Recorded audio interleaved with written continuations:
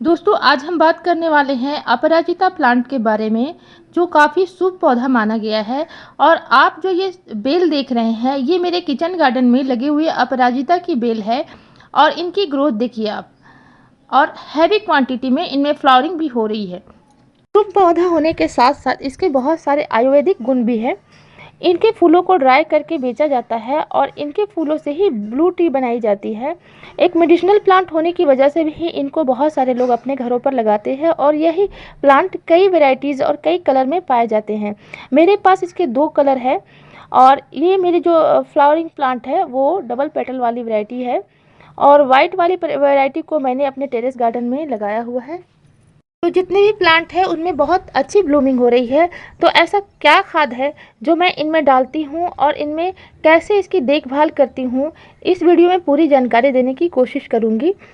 और साथ ही साथ इसको गमले में लगाने के लिए सॉइल मिक्स किस तरह से तैयार करें, या टोपियारी या बोनसाई लुक कैसे दे सकते हैं, इस पर भी बात करेंगे। तो दोस्तों, मेरे किसी सब्सक्राइबर भाई ने पूछा था कि ये प्लांट जो डबल पेटल वाली वैरायटी है आपको कहाँ से मिली। तो इस प्लांट को मैंने यहाँ के लोकल नर्सरी से ही लिया था, जो मुझे ढेर सारे प्लांट परचेज़ करने में फ्री में ही मिला था। और एक ही प्लांट से मेरे पूरे गार्डन में इसके कई पौधे तैयार हो गए हैं। हालांकि मैं इनके सीड पॉट्स को निकालती रहती हूँ, लेकिन हैवी ब्लूमिंग होने के कारण सारे सीड पॉट्स को निकालना मुश्किल हो जाता है।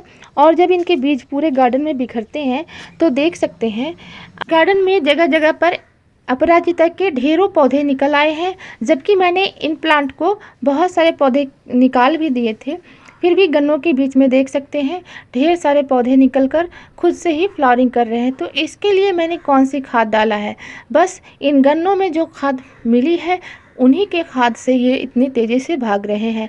और इनमें सिर्फ गोबर की खाद और किचन वेस्ट ही डाला गया है। तो अगर आप ज़मीन में इसे लगाते हैं तो ये आसानी से आपके गार्डन में फैल जाएंगे। बस इसमें कॉर्डन कंपोस्ट, वर्मी कंपोस्ट और किचन वेस्ट कंपोस्ट डालिए। 15 दिनों के गैप में आपका ये जो प्लांट है अच्छी तरह से फ्लावरिंग करता रहेगा और इसकी ग्रोथ भी बहुत ही अच्छी तरह से होगी। और यहाँ का जो वेदर है और मिट्टी है काफ़ी उपजाऊ है, इसलिए ख़ास केयर करने की ज़रूरत नहीं होती है। लेकिन जब हम इनको गमलों में लगाते हैं तो थोड़ी सी ख़ास केयर करनी पड़ती है, क्योंकि गमलों में जगह सीमित होती है। तो दोस्तों चलिए जानते हैं अपराजिता पौधे को गमले में लगाने के लिए सॉइल मिक्स कैसे तैयार करें। सॉइल मिक्स बनाने के लिए आपको गार्डन की मिट्टी लेनी है, खाद और रेत का मिश्रण बराबर मात्रा में लेकर तैयार करना है। गोबर की खाद इस पौधे के लिए सबसे अच्छा खाद होता है। तो मैंने नॉर्मल सॉइल में कॉर्डन कंपोस्ट को बराबर मात्रा में ले लिया है। अब इसी में हम रेत मिलाएंगे, जो रिवर सैंड होता है उसको मैं अपने गमले में मिला रही हूँ, क्योंकि बालुई मिट्टी अपराजिता के लिए बहुत ही अच्छा होता है। तो इसको मैं समान मात्रा में लेकर अच्छे से इसको मिक्स कर लूँगी। और इसके बाद हम चाहें तो कुछ नीम के पत्ते भी इसमें डाल सकते हैं, क्योंकि बरसात का टाइम है तो अभी हमारे पौधों पर फंगस और कीड़े लगने का ज़्यादा चांस होता है। तो इसीलिए मैं इसमें नीम के कुछ पत्ते भी मिला रही हूँ। इसके बाद हल्दी पाउडर को भी मैं इसमें मिला रही हूँ, क्योंकि ये एक एंटी फंगल का काम करेगी।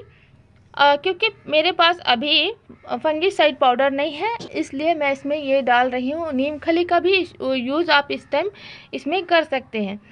वैसे इसमें ख़ास केयर की ज़रूरत नहीं होती है, लेकिन जब हम इसे गमले में लगाते हैं तो इसे ज़्यादा न्यूट्रिशन की ज़रूरत होती है। और जो उपजाऊ मिट्टी होती है उसमें ये अच्छे से ग्रो करते हैं। रेतीली और उपजाऊ मिट्टी इसके लिए अच्छा होता है। नाइट्रोजन, फास्फोरस और पोटेशियम युक्त खाद का इस्तेमाल इसमें किया करें। और पोटेशियम के लिए आप केले के छिलके को ड्राई करके पाउडर बनाकर भी इसमें डाल सकते हैं। और चाय पत्ती की जो खाद होती है वो इसके लिए बहुत ही अच्छा होता है। अगर आप गमले में लगा रहे हैं तो चाय पत्ती का खाद इसमें डाला कीजिए हर 15 दिनों में। तो दोस्तों, इस तरह से अच्छे से खाद को मिलाने के बाद अब अपनी मिट्टी को हम गमले में डाल देंगे। और अपराजिता का जो भी पौधा है, वैसे तो मेरे गार्डन में ढेर सारे इनके पौधे निकले हुए हैं, तो इन्हीं में से एक पौधा मैं लगा रही हूँ इसमें, और बोनसाई लुक भी दे रही हूँ इसमें। तो इस तरह से गमले में मिट्टी को अच्छे से भरने के बाद मैंने अपराजिता के एक पौधे को इसमें लगा दिया है। अब इसमें बोनसाई लुक अगर आप देना चाहते हैं तो इसके ऊपरी टिप को हमेशा कट करते रहें। इसके पौधे को ज़्यादा बड़ा होने ना दें और इसको एक अच्छा प्रॉपर शेप देने के लिए इलेक्ट्रिक वायर का इस्तेमाल कर सकते हैं, जिनमें एल्युमिनियम की तार होती है, उनको आप यूज़ कीजिए। तो मैंने यहाँ पर एक इलेक्ट्रिक वायर को ले लिया है और इस तरह से कटर की मदद से इसे बीच से 2 भाग में कट कर लूँगी। अब इन्हीं को मैं प्रॉपर शेप देने वाली हूँ। इस तरह से इसे गमले में लगाने के बाद अब मैं अपराजिता के जो पौधे हैं उनको दोनों तरफ से लगा दूंगी इसमें। इसी तरह से आप जो वायर होती है उनको राउंड शेप में भी डालकर एक टोपियारी लुक भी दे सकते हैं और इस तरह से इसे इसके ऊपर चढ़ा दीजिए और ऊपरी टिप को बराबर कट करते रहेंगे तो आपका जो बोनसाई लुक है बहुत ही अच्छा। और अगर आप अपने अपराजिता में राउंड ट्रेल बनाना चाहते हैं तो राउंड शेप को फॉर्म करने के लिए हमने यहाँ पर यूटिलाइज किया है मेटल वायर का, जो इजीली आपको मिल जाएंगे और इसको किसी भी शेप में राउंड कर सकते हैं। जनरली जब हम जेट प्लांट की टोपियारी बनाते हैं तो इसको यूज़ करते हैं, ये वही वाले वायर होते हैं और इसके ऊपर आप जूट की रोप को लपेट सकते हैं। मैंने यहाँ पर प्लास्टिक रोप को लपेट दिया है एक अच्छा लुक देने के लिए और इसको स्टेबलाइज करने के लिए बीच में स्टिक का यूज़ करें ताकि जब हम इनको मिट्टी में दबाएंगे तो अच्छे से स्टेबल हो सके। और प्लांट को 2 पार्ट में डिवाइड करने के बाद दोनों तरफ से इनको चढ़ा देना है।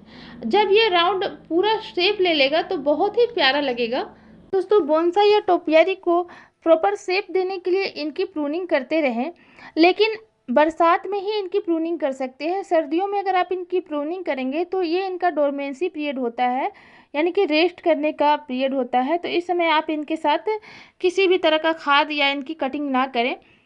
इस प्लांट को कटिंग से और बीज से दोनों से उगाया जा सकता है और 18 से 24 डिग्री सेल्सियस तापमान इसके लिए उपयुक्त होता है। तो दोस्तों, उम्मीद है ये वीडियो आपको अच्छी लगी और आपको वीडियो से कुछ जानकारी मिली।